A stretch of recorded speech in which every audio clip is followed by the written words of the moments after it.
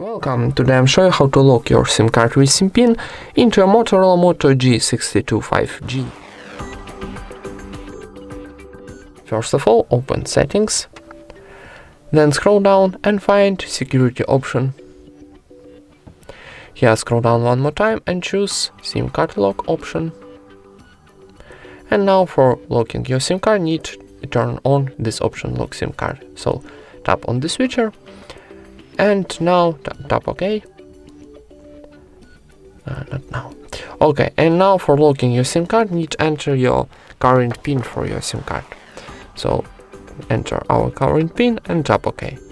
And if you want to change this SIM pin, need go into this option, change SIM pin, and change here your current SIM pin. And that's it. Thank you for watching, leave thumbs up and subscribe to our channel.